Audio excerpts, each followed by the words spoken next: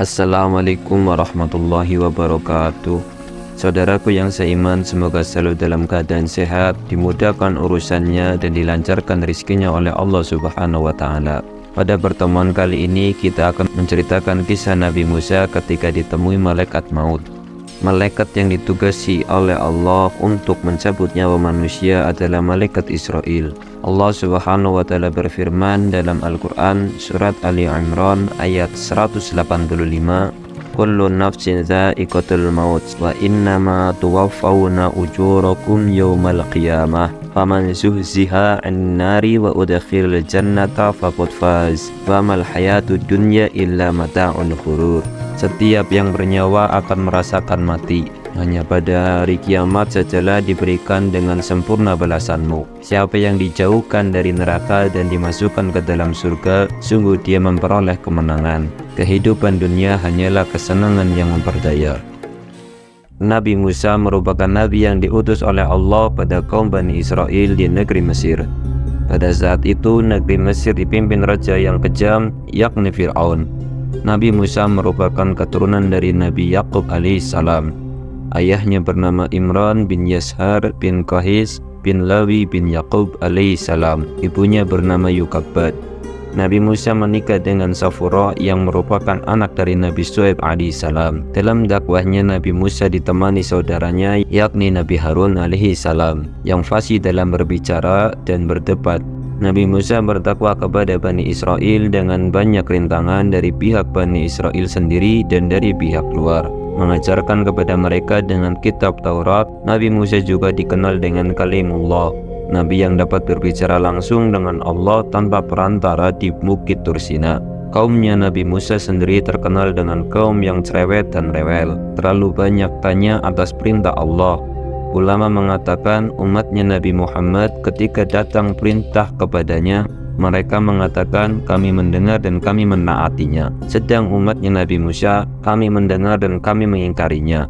Semua makhluk yang bernyawa pasti akan mengalami kematian. Al-Kisah diceritakan ketika Nabi Musa alaihissalam sudah datang ajalnya dan didatangi malaikat maut yang menjelma menjadi manusia. Pada suatu hari Nabi Musa sedang berjalan di antara keramaian dan ia sadari dari belakang ada seorang yang langsung menangkap Nabi Musa. Seraya berucap di dekat telinga Nabi Musa, penuhi panggilan Tuhanmu. Pada saat itu Nabi Musa merasa terkejut sebab ia tidak mengenali orang itu yang sekonyong-konyong menangkapnya dari arah belakang. Ia mengira bahwa orang itu adalah musuhnya yang ingin membunuh Nabi Musa. Sehingga Nabi Musa menyerang orang tersebut dengan memukul wajahnya dengan sangat keras sampai-sampai mata orang tersebut sampai keluar. Sebagaimana hadis Nabi Muhammad SAW yang diriwayatkan oleh Abu Hurairah, ia berkata bahwa Rasulullah SAW bersabda, malaikat maut diutus kepada Nabi Musa alaihissalam. Ketika ia menemuinya, Musa alaihissalam mencongkel matanya. Malaikat maut lantas kembali kepada Tuhannya dan berkata, engkau mengutusku kepada hamba yang tidak ingin mati. Lalu Allah Subhanahu wa Ta'ala berfirman, kembalilah dan katakan kepadanya agar dia meletakkan tangannya di atas punggung seekor sapi jantan. Setiap bulu sapi yang ditutupi oleh tangannya berarti umurnya 1 tahun baginya.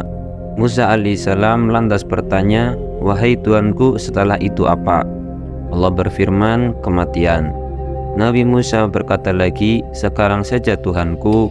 Kemudian Nabi Musa alaihissalam memohon kepada Allah agar mendekatkan kematiannya dengan Baitul Maqdis dalam jarak sejauh lemparan batu. Diriwayatkan dari Abu Hurairah, kemudian Rasulullah SAW bersabda, seandainya aku Muhammad sana, maka akan aku tunjukkan kepada kalian keberadaan kuburnya yang ada di pinggir jalan di sisi Bukit Merah. Hadis riwayat Bukhari Muslim. Itulah kepayahan malaikat maut ketika mau mencabut nyawa Nabi Musa alaihi salatu wassalam. Tidak ada makhluk Allah yang abadi, keabadian hanya milik Allah semata, Tuhan semesta alam. Bahkan malaikat yang notabene makhluk Allah yang dibebani tugas untuk mengurusi urusan dunia akan kematian, begitupun malaikat Israel yang ditugasi oleh Allah menjadi malaikat mencabut nyawa. Pergunakanlah hidupmu sebelum datang waktu kematianmu. Wallahu a'lam bishawab. Wassalamualaikum warahmatullahi wabarakatuh.